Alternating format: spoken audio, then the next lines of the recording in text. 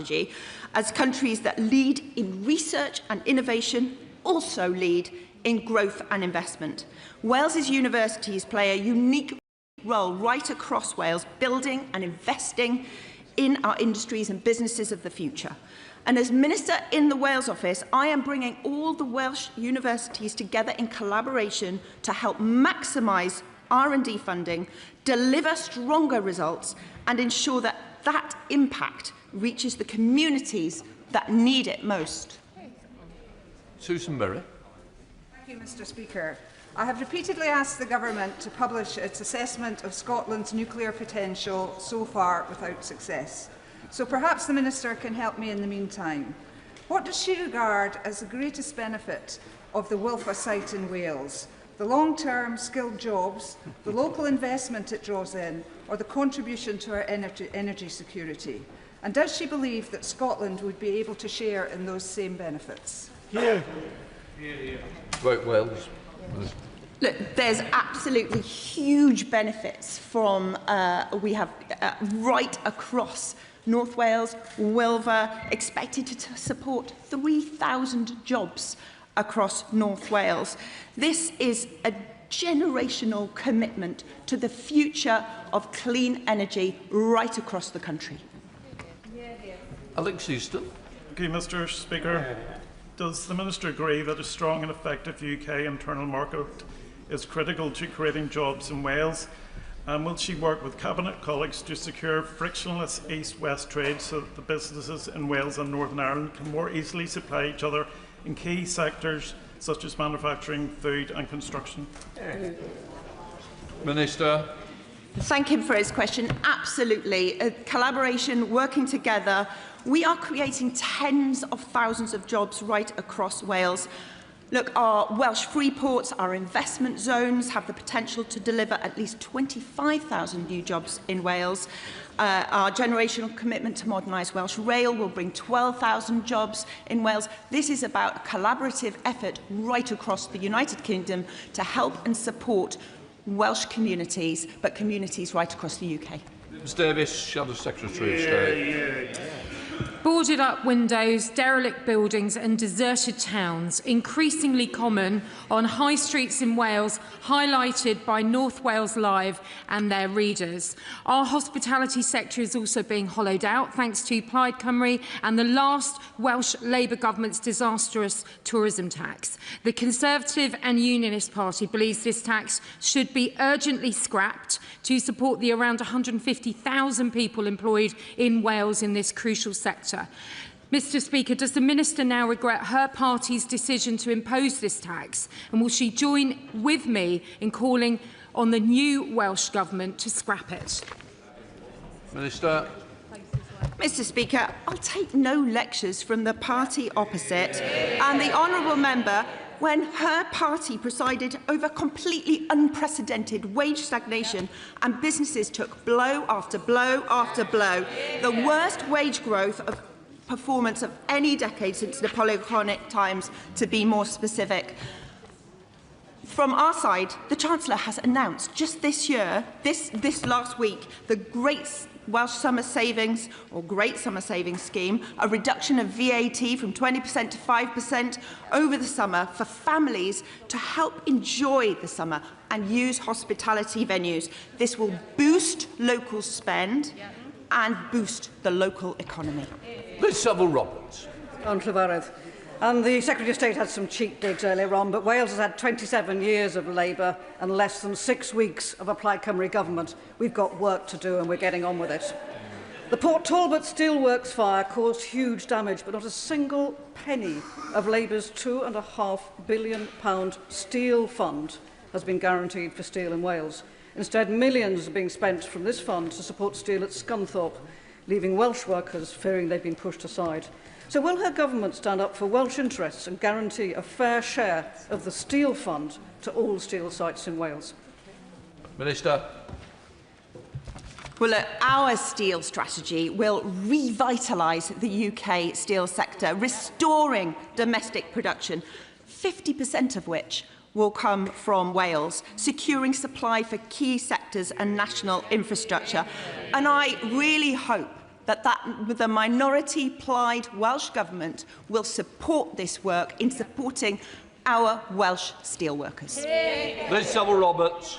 I'm interested to hear the Minister's response, but she is muddying the waters here because that isn't in relation to the Steel Fund.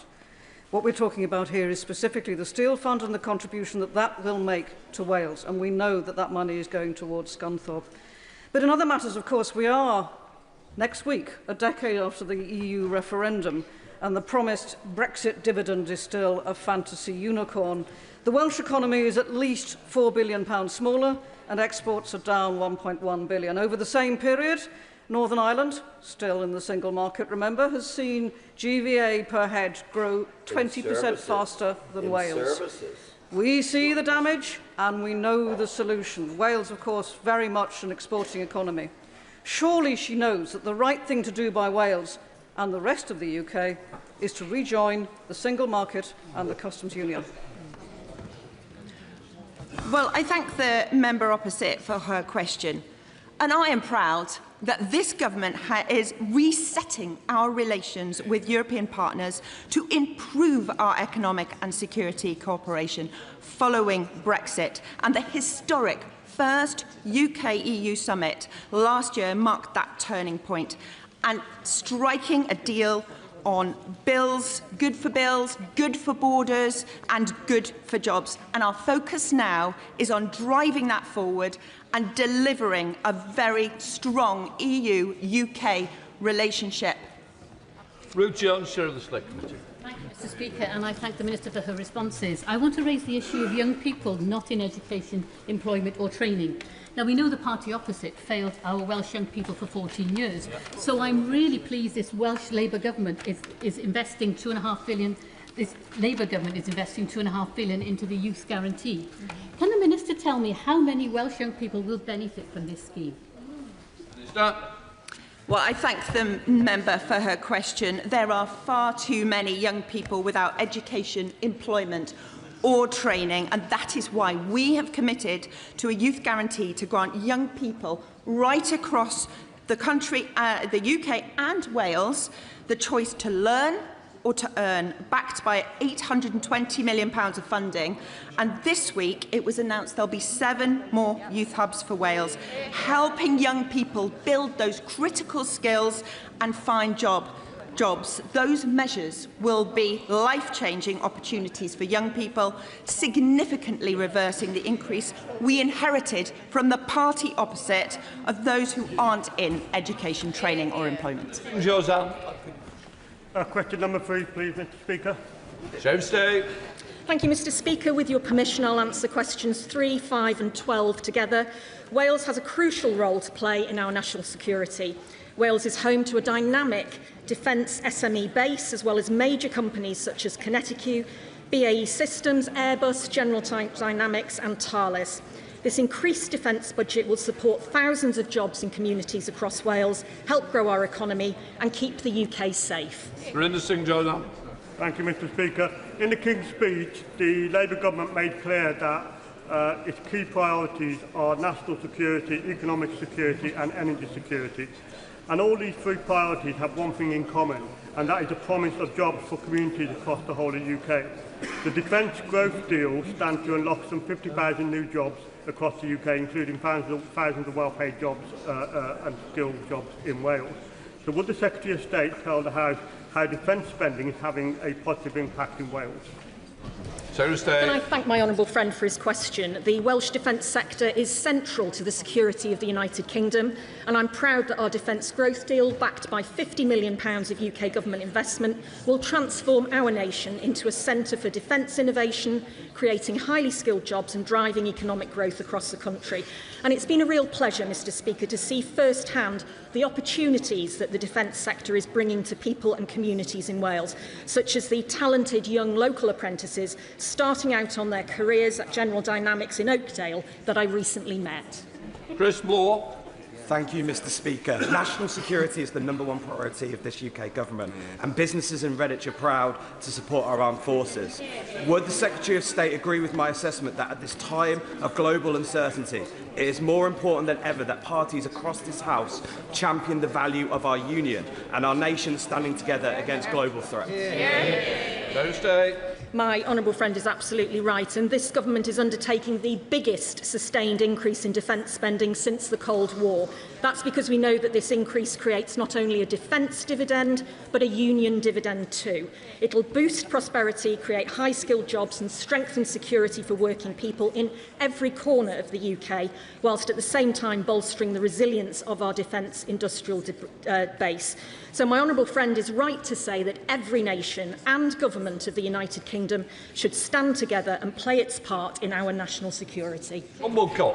Thank you very much, Mr. Speaker. This government has a NATO-first approach, meaning that our strength is reinforced by global allies so that in an increasingly dangerous world, the UK will not stand alone. It is vital that colleagues from across this House and governments from across the UK remain united in this approach.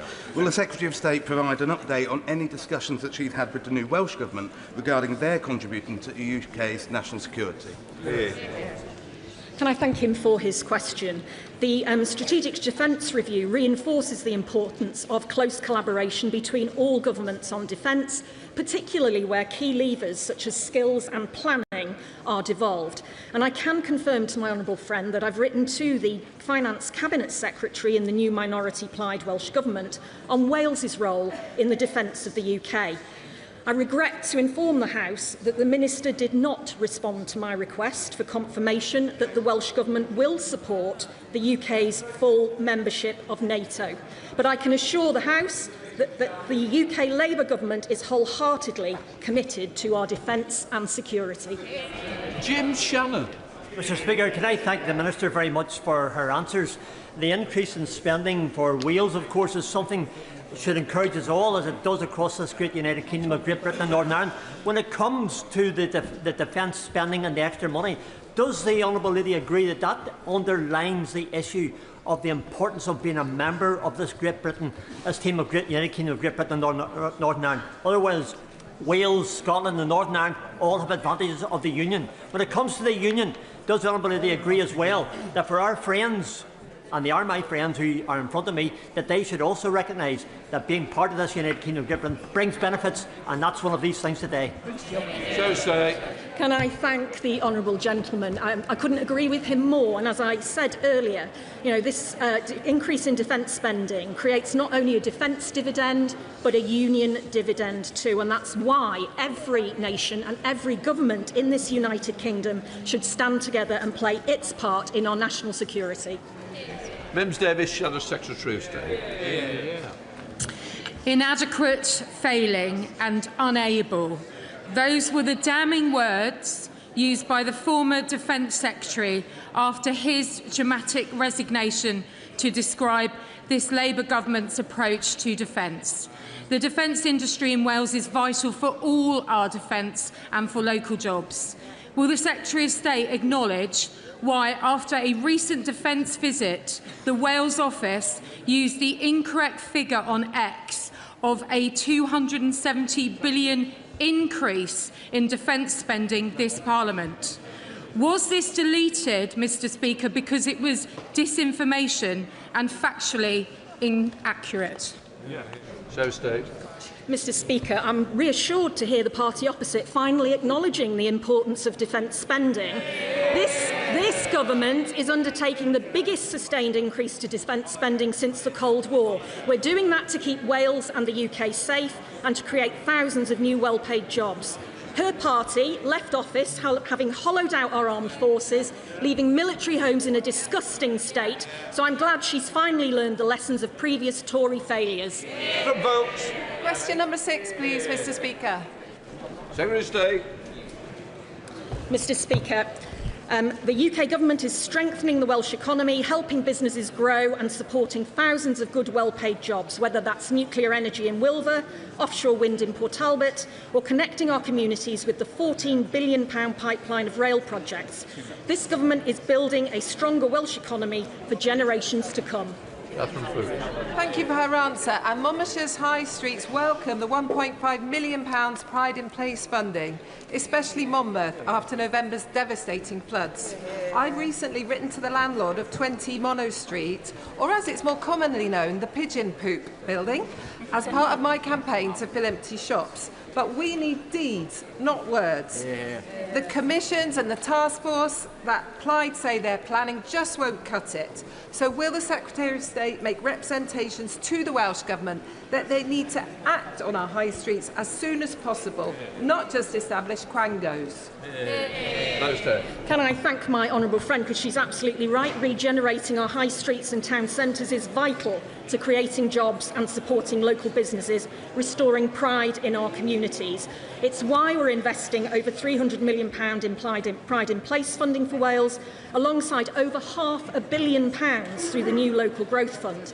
And it's vitally important that this funding, which will be delivered by the Plaid Minority Welsh Government, is operational as quickly as possible. I've written twice to the Welsh Government Minister responsible about how we can get this funding out to communities, and I look forward to his eventual response. Mims Davies, Shadow Secretary of State. The previous Welsh Labour government spent more than £100 million developing plans for the M4 Relief Road, only to scrap the project before construction began. Congestion at the Bringlass tunnels continues to cause significant delays, hampering economic growth. The previous Conservative UK government offered funding to back this crucial scheme. Mr Speaker, will the Minister urge her colleagues, the Secretary of State, to make a similar offer to the new Welsh Government? And does she regret her party's decision to cancel this vital project in the first place? This government has delivered the biggest financial settlement for the Welsh Government in devolution history. Nearly £6.5 billion more spending power for public services in Wales. That includes transport. This contrasts with the activities of her government, who starved our public services in Wales of funding through austerity. Harpley Chapel.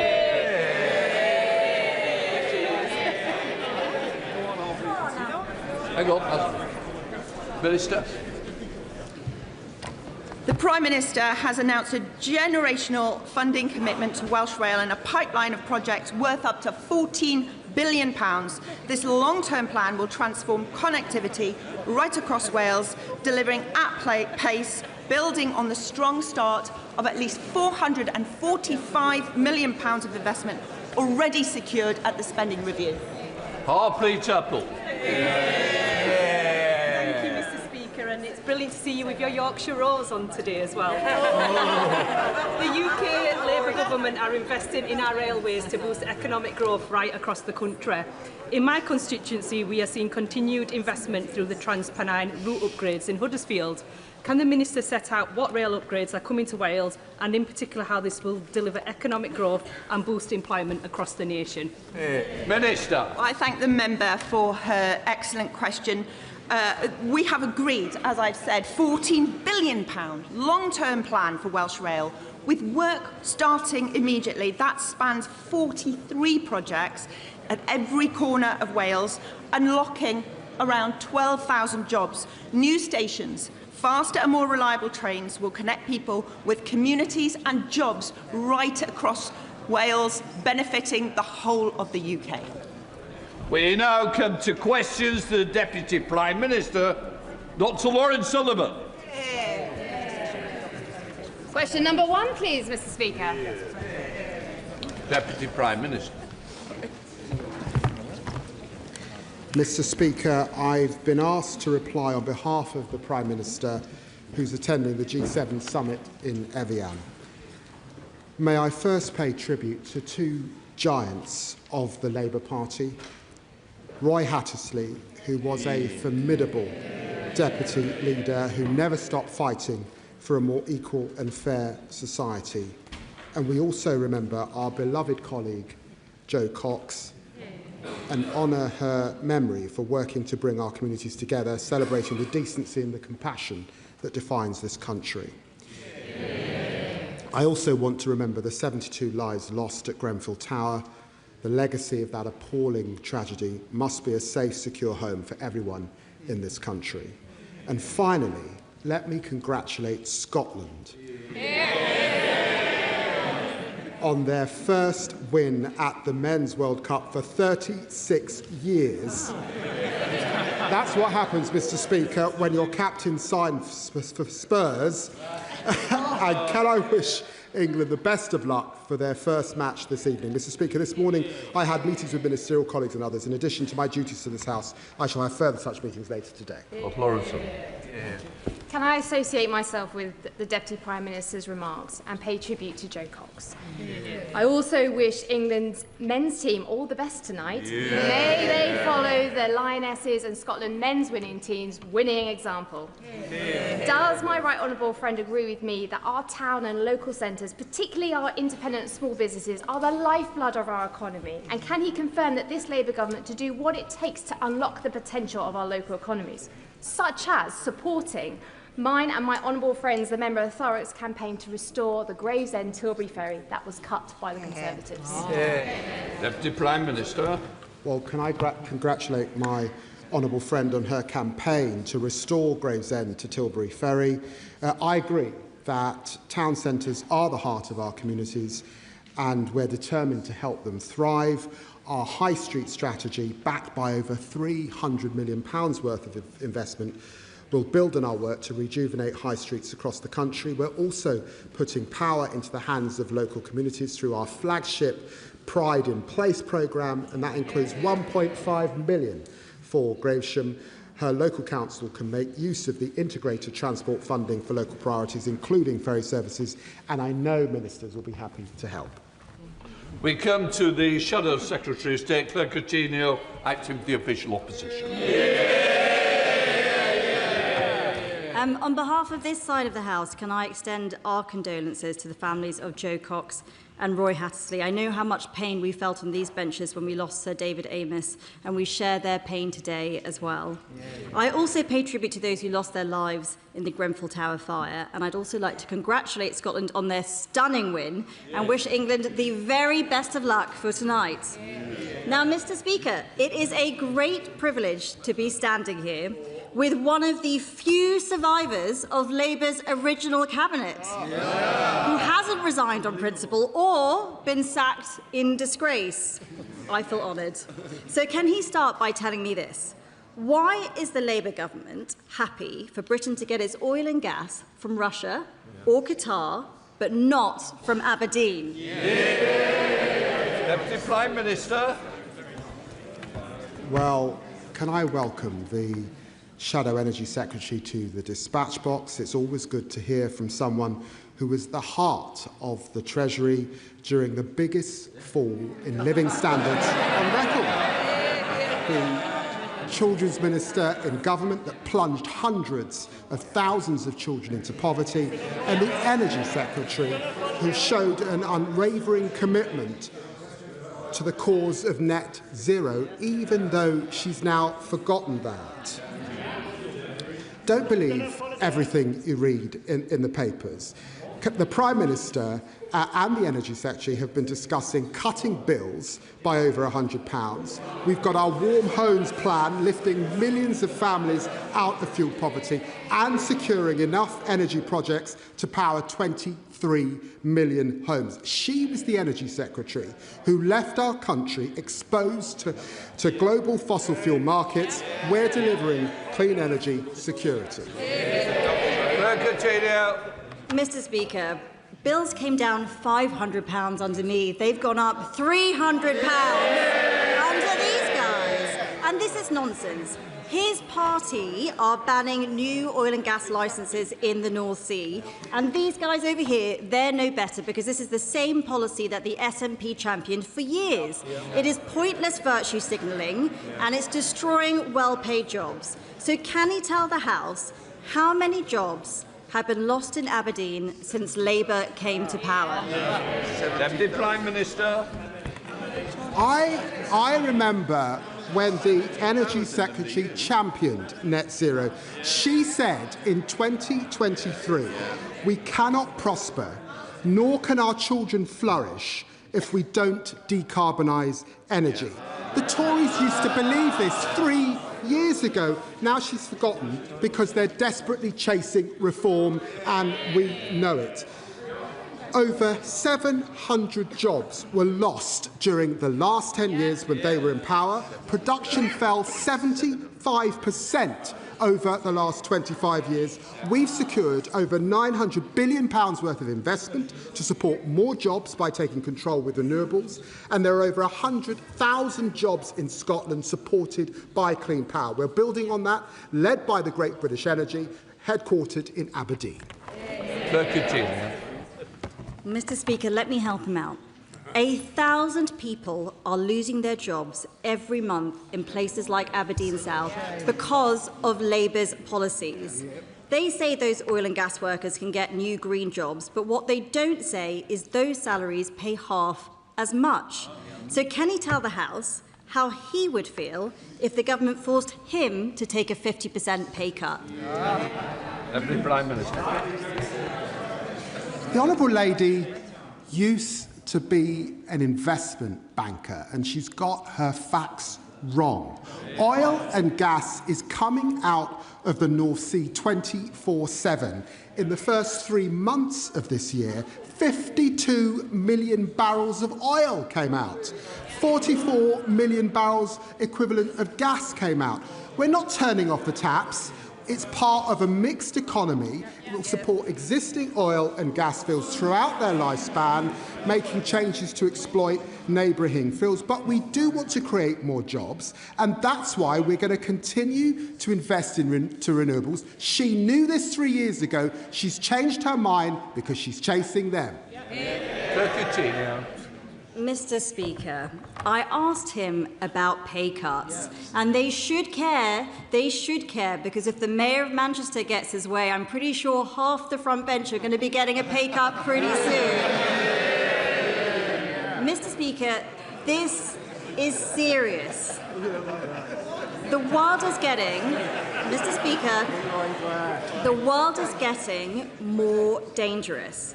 Yet last week, the Prime Minister asked the Energy Secretary to help fund the defence of our country, and he ghosted him. Let me repeat that. The Energy Secretary refused to meet the Prime Minister on a matter of national security. Why hasn't he been sacked? Prime Minister. Stop reading the papers, I'd say to the Honourable Lady. Certainly not the right papers. Mr. Speaker, when the Defence Investment Plan is published, it will set out, this is important, it will set out how every government department is contributing to defence, including the Energy Department. We will always put national security first. The party opposite still don't get it. Families worried about their bills going up because of a war in the Middle East that her leader said she'd jump into feet first. If everything's so hunky-dory, why did half his defence team quit last week? Mr. Speaker, they won't find the money to keep our country safe, so let's go through some of the things they can find the money for. Millions of pounds to build solar farms in the Congo, tens of millions of pounds on an experiment to dim the sun, and they are turning down £25 billion in tax revenue from the North Sea to please their out-of-control Energy Secretary. Does he really think that any of that is more important than defending our country? Deputy Prime Minister. We've said that more spending on defence is our #1 priority in this spending review and the next spending review. But she wants to talk about resignations. Let's just remind ourselves. The Tory Defence Secretary that resigned in the last government, remember, for Stone, who was sacked for breaching national security. The Tory Defence Secretary, Michael Fallon, who resigned over sexual harassment. The Tory Defence Secretary who admitted hollowing out the Armed Force Service for 14 years. That was Ben Wallace. We've got a Prime Minister securing jobs and investment in the G7. We've got a Chancellor raising the minimum wage. We've got an Education Secretary cutting costs for childcare. And we've got an Energy Secretary cutting energy bills by over £100. We're proud of that record. If everything is fine, why is he here? Let's face it, he wasn't here last week, was he? Let's face it, this is a government on life support. And what's their grand plan now? They want to, let me get this straight, they want to make the job-destroying Energy Secretary Chancellor. They want to bring back the former Transport Secretary who resigned for nicking phones. They want to replace him with the former Deputy Prime Minister who resigned for dodging taxes. These are all pointless distractions. So here's a better idea. Why don't they cut welfare, fund defence, make energy cheap and back the North Sea? Deputy Prime Minister. It's thin gruel. It's very thin gruel, Mr. Speaker. I'm here like she is because I'm standing in for the Prime Minister and the leader of my party. I'm proud to serve this Prime Minister. I'm proud of what this Labour government is delivering. More rights for working people, the biggest upgrade to workers' rights in a generation, the biggest boost to defence spending since the Cold War, and lifting more children out of poverty in a single term than any British government in history. The party opposite can make all the noise they want. They don't want to talk about the economy because it's growing. They don't want to talk about the NHS because waiting lists are falling, and they don't want to talk about immigration because they lost control of our borders and net migration is down under us 82%. They had their chance, they blew it. We're building a stronger, fairer Britain. I also want to pay tribute to Jo Cox and her family and the commitment in her name that we tackle division and extremism, because we saw extremism play out on the streets of Belfast last week, a pogrom, families burned out based on the colour of their skin, health workers stopped for ID by masked thugs, small businesses ordered to close, and many minorities are still living in fear after a list of their addresses was circulated widely online. They deserve more than sympathy and warm words. They deserve to know that governments are serious about confronting hatred on and offline. The UK Government and the Northern Ireland Executive spend millions each year on programmes intended to tackle paramilitarism, but decades after the Troubles, individuals linked to loyalist paramilitaries had a role in directing and fuelling the disorder last week, including menacing a senior journalist on tape. Will the UK Government commit to reviewing how the Northern Ireland Executive is gripping or failing to grip paramilitarism, and will they ensure that public money never reaches individuals or groups who fuel, orchestrate or benefit from intimidation and hate? Prime Minister. Well, Mr. Speaker, can I join her in utterly condemning the violence? People are right to feel sickened by the sight of people being burnt out of their homes because of the colour of their skin. That is racism, and, Mr. Speaker, those responsible will face the full force of the law. We must never go back to 1950s Britain, where my father arrived to signs saying no blacks, no dogs, no Irish. We are focused on bringing people together, and that includes providing a further £24 million to help tackle paramilitarism, acting to tackle those inciting hatred online, and our social cohesion plan is about bringing our communities together. I'm happy to work with all parties in that endeavour. Daisy Cooper, Deputy Leader of the Liberal Democrats. Thank you, Mr. Speaker. Can I associate myself and my party with the Deputy Prime Minister's tribute to Jo Cox? We extend our condolences to her friends and family and to all those of Roy Hattersley as well. And can I join with the Deputy Prime Minister in remembering the horrific tragedy of Grenfell, and that those families still are awaiting justice? Mr Speaker, can I congratulate all those named in the King's Birthday Honours List, congratulate Scotland and wish good luck to England for this evening. Mr Speaker, the Right Honourable Member for Rawmarsh and Conisbrough is respected across this House. When he says that he was forced to make decisions that could make the country less safe, we should all take heed. It is now becoming clear that the Treasury's refusal to consider new ways of funding defence is undermining our national security. So will the Deputy Prime Minister join with us to make the case in government for new defence bonds, which could raise £20 billion over 2 years to defend our country? Deputy Prime Minister. Well, can I say to the Honourable Lady that we do believe that we should work with our allies to join up defence procurement and funding. That's why we're exploring the most effective mechanisms for multilateral cooperation. And of course, it's a topic of discussion for the Prime Minister at the G7. Daisy Cooper. Thank you, Mr Speaker. We're pleased to hear that the government is looking at this, but they need to act far quicker. Mr Speaker, it is now more than 5 years since the Prime Minister originally set his famous red lines on Europe when he was in opposition. No customs union, no single market. But since then, the world has changed.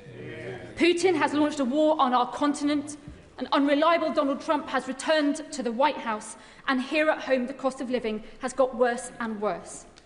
So does the Deputy Prime Minister agree that the government should rip up those red lines now, or is that just another job to be left to the next Prime Minister? Deputy Prime Minister. Well, I was proud to be the Labour Foreign Secretary that returned to the meeting of European Foreign Secretary and work alongside my colleague in the Cabinet Office to ensure that we were at that summit, and it was successful last year. And I've just confirmed the next summit will take place on the 22nd of July. Our red lines remain, but we're focused on an SPS deal to cut prices on the shelves, a youth experience scheme, and cutting red tape for exporters. McNally. Thank you very much, Mr Speaker. I'm sure the whole House will want to congratulate Sir Kevin Sinfield on which is fitting recognition for his work on motor neuron disease. Another champion fighting for a cure for MND is my constituent Mark Somerville, who I've raised at Prime Minister's questions in the past. Diagnosed in 2023, Mark fights with remarkable resolve and courage. I'm supporting Mark and his foundation in pushing for a new national MND strategy with an emphasis on finding effective treatments, enhancing access to trials and accelerating novel drug discovery. Will my right honourable friend meet with me to discuss this further so we can work to find a cure for this horrific condition? Deputy Prime Minister. Well, can I join him in congratulating Sir Kevin Sinfield? He's an inspirational fundraiser and a champion for his sport and, of course, for the MND community. And I know that Mark Somerville runs an excellent foundation campaigning on MND in his constituency. We are committed to improving care for people with motor neuron disease. We're looking at the current system to ensure care is truly focused on the needs of individuals. We're also investing in cutting-edge research, including a world-first clinical trial to test remotely monitored portable ventilators. And I know that the Minister for Care would be happy to meet with him to discuss this further. Matt Vickers. Thank you, Mr Speaker. Since this government came to office, more than 500,000 businesses have closed. Nearly 1 million young people are without education, employment and training. And graduate recruitment is at an all-time low. These are not just statistics. These are people's lives, people's jobs and people's futures. Can the Deputy Prime Minister tell the House if this is because the government A, hiked business rates and slashed reliefs, B, slammed employers with the jobs tax, C, buried businesses with the Employment Rights Act, or D, all of the above?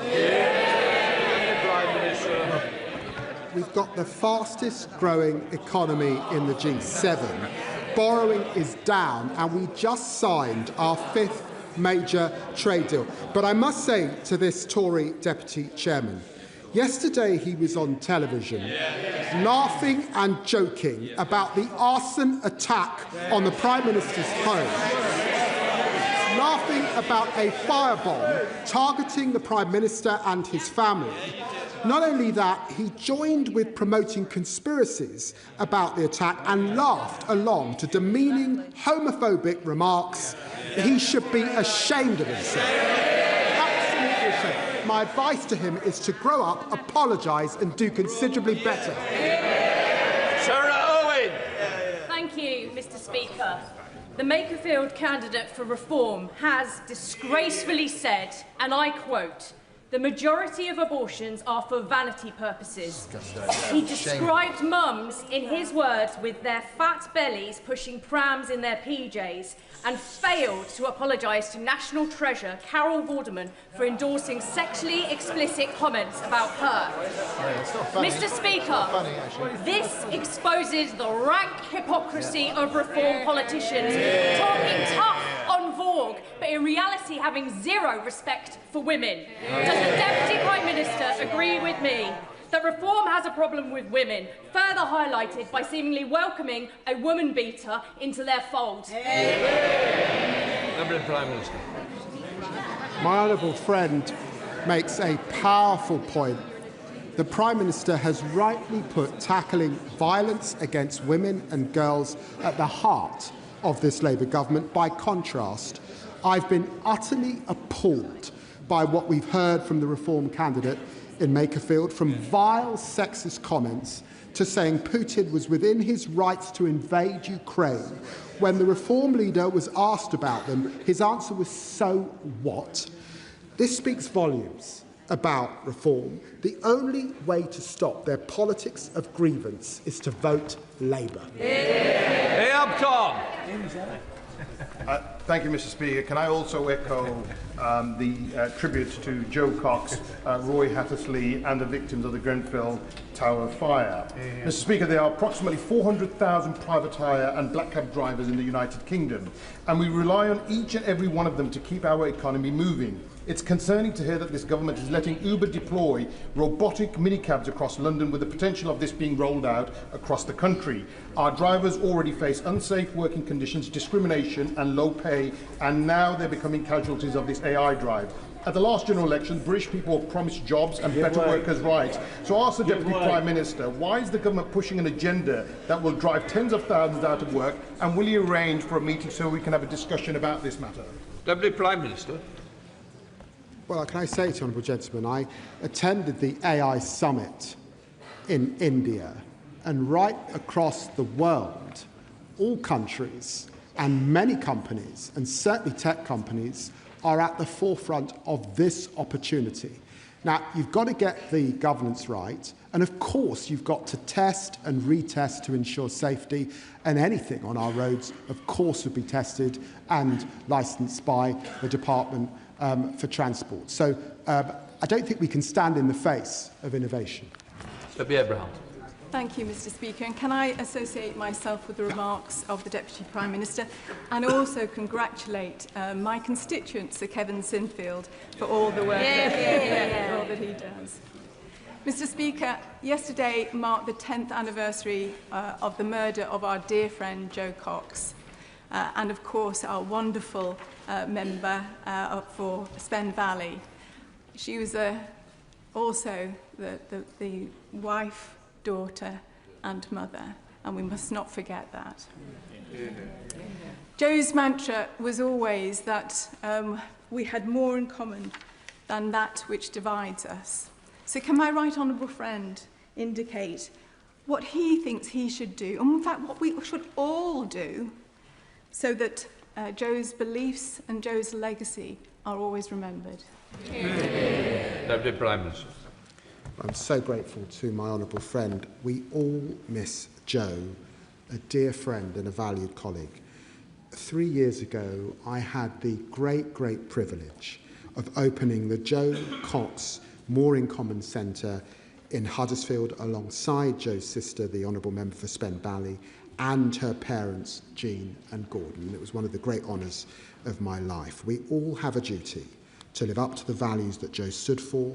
She was a trailblazing campaigner against loneliness and inspired the great get-together taking place this weekend. In the words of the Jo Cox Foundation, holding or attending great get-together in your local area is a simple but powerful way to honour Jo's legacy. Neighbours coming together, differences set aside, communities choosing unity over division, because that is what Jo stood for. Louis French. Thank you, Mr. Speaker, and I'm sure we all share the thoughts regarding Jo Cox and her family here today. Mr. Speaker, I know that the Deputy Prime Minister has always struggled with police visibility, even when they are stood behind him. But does he agree with Sir Mark Rowley that London will be even less safe because of this government's police cuts and the decision made last week by Sadiq Khan to block a key contract which will lead to 500 less frontline officers here in police and will make us all less safe? Deputy Prime Minister. I'm hugely grateful for the work of the Home Secretary and the previous Home Secretary for putting neighbourhood policing back at the heart of our communities and extra policing across the country. We remember on this side the decisions by Boris Johnson to cut policing across the country. I'll take no lectures from the honourable gentleman. John Whitley. Thank you, Mr. Speaker. A film called The People's Emergency Briefing is being shown in communities up and down the country. I recently attended a screening in Wirksworth. There's another one next week in Bakewell. The film educates us and reminds us of the climate emergency that we're all facing. And yet, inexplicably, the party opposite has basically given up on the climate. And Reform continue to act like modern-day flat earthers, refusing to accept science and refusing to accept the bleeding obvious.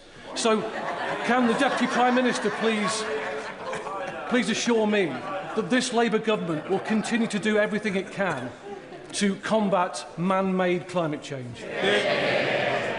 Very grateful to my friend for campaigning on this issue, and I'm very proud that this government has restored the UK's position as a global leader on climate action.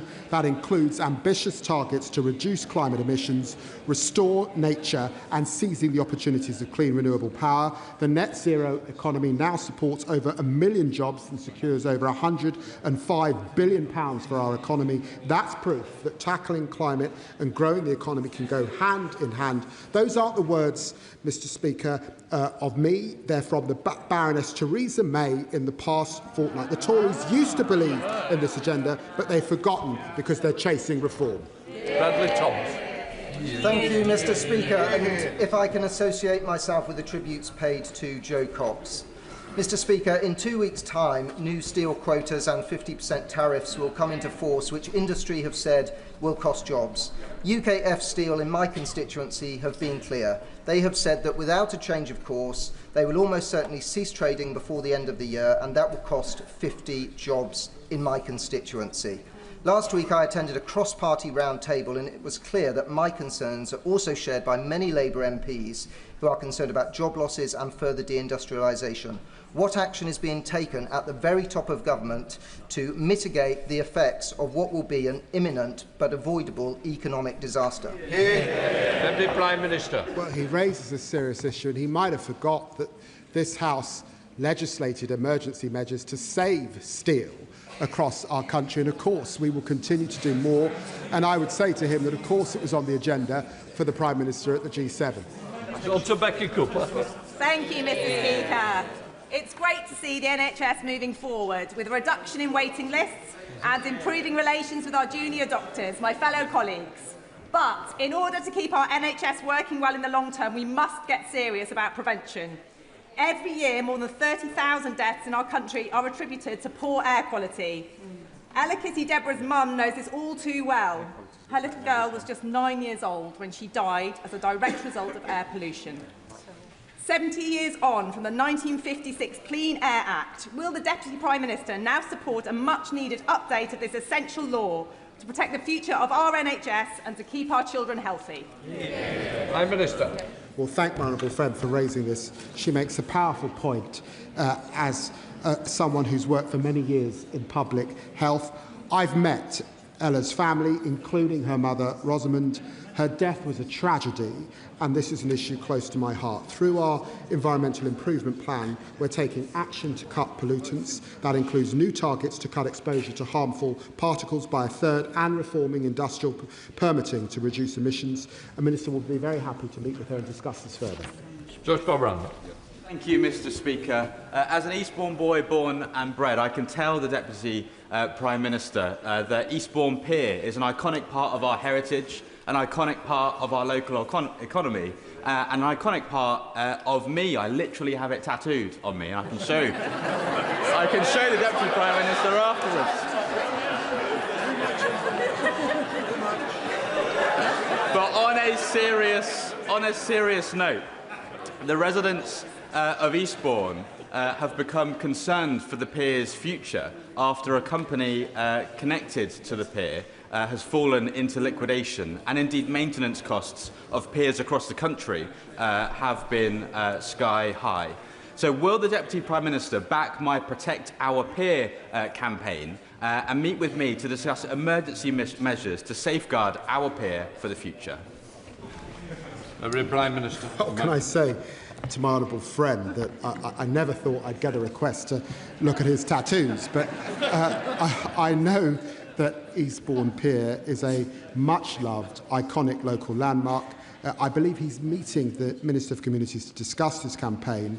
I'm pleased we've allocated £20 million in Pride and Place funding to regenerate Eastbourne. It was one of the first seaside towns I visited as a young child, and this summer his constituents will be able to enjoy their day at the pier for less with our great British summer savings, with free bus travel for kids, cheaper meals and cheaper tickets to amusement parks.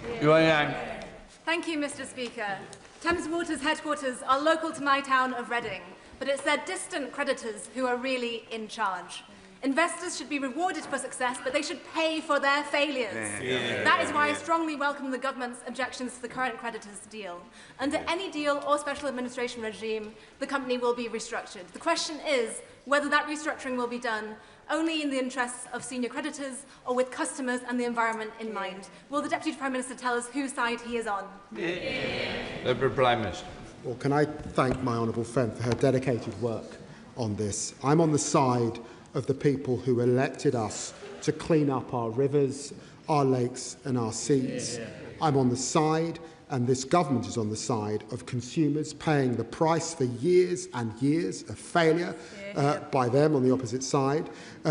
We don't want Thames Water customers to have to pick up the bill for the company's failures. We stand ready for all eventualities. Labour has already blocked bonuses and introduced criminal sanctions for polluting water bosses, and we will go further by creating a new powerful regulator to hold all companies to account and clean up our waterways. On Pritchard. Can I say to the Deputy Prime Minister, he's looking very Prime Ministerial today, and he certainly might got my vote if he decides to run for Labour leader on Friday. Trust me, it's a deliberate ploy. Trust me. On a serious note, Stoke Heath is a small rural settlement in the Wrekin constituency in Shropshire. Over the last few hours, I've been informed, I think very lately, by the way, that 121 asylum seekers will be going into that settlement. That is a 35% increase in the population over a matter of weeks. That's equivalent to 44,000 asylum seekers coming into the Deputy Prime Minister's constituency.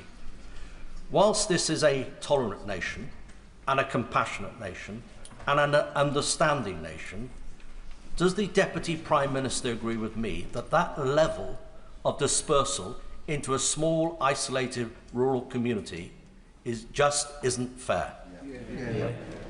Deputy Prime Minister. What can I say to the right honourable gentleman? And he and I have sought common cause on a range of issues on a cross-party terms over the years. I'm proud that on that central issue, we have seen a reduction in net migration of 82% over the last 23 months that we've been in power. We cannot have to grip this problem and then in ensuring that people are detained most often so that they can be removed, saying, not in my patch. Now, I don't know the detail of his circumstances, and of course the Immigration Minister will look at it. But we have to be honest about what the British public expect us to do on their behalf. Moraz, Mr Speaker. I welcome the Government's willingness to take tough action to protect young people online, reflecting growing concerns about the harms that can arise from online platforms, including self-harm, suicide and poor mental health.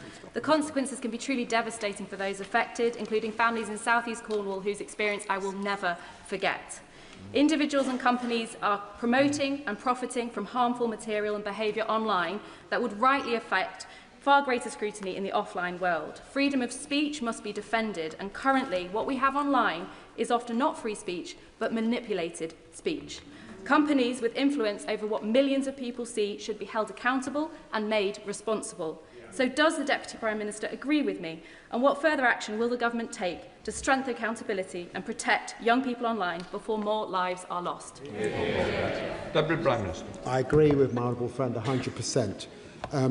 I thank her and know that she's worked closely with families affected by harmful content in her constituency. Our decision to ban social media for under 16s is a landmark moment which will ensure we better protect children and young people across our country. We will absolutely hold platforms to account for the harms that they can cause, and that's why we've also asked Ofcom to review their capability to enforce the social media ban and to publish a clear enforcement strategy. Christine Jardine. Thank you very much, Mr Speaker. Earlier this week in Westminster Hall we had a debate on brain tumours, brain cancer, and the inequity of the service across the United Kingdom, highlighted by my constituent, Archie Goodburn, a Commonwealth swimmer who will be competing in Glasgow next month, but only got the treatment he needed after I approached the Government and the Government supported him. So will the Government look at how we ensure people in all parts of the United Kingdom, regardless of devolution, get the best possible treatment for cancers? Prime Minister. Well, there's a new target.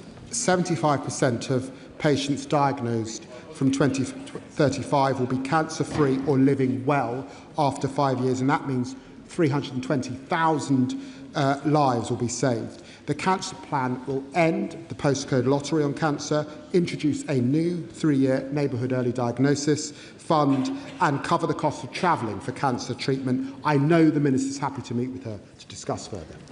Chris Minns. Thank you, Mr Speaker, and I thank the Deputy Prime Minister and others for their comments about Jo Cox. Our thoughts are with her family today, as they are every day. Can I also thank the Town Park volunteers who I joined this morning in repairing the iconic zigzag bridge in Harlow. Harlow is going to be a site of one of the Government's new youth hubs, another example of this Labour Government investing in our town. I believe passionately, Mr Speaker, that Harlow's young people have so much potential. Does the Deputy Prime Minister agree with me and agree that this funding will unlock that potential? Deputy Prime Minister. Well, can I thank my honourable friend? As a former school teacher, I know how much he cares about this. I'm delighted that we've announced locations for 180 new youth hubs, including in Harlow. It means more young people across the country will benefit from skills and training opportunities. And this week we've shown that this Labour Government is working to transform the lives of our young people. I thank him for all his campaigning on behalf of his constituency, and I know a lot of the young people support Spurs. That completes questions. Let the front bench change over.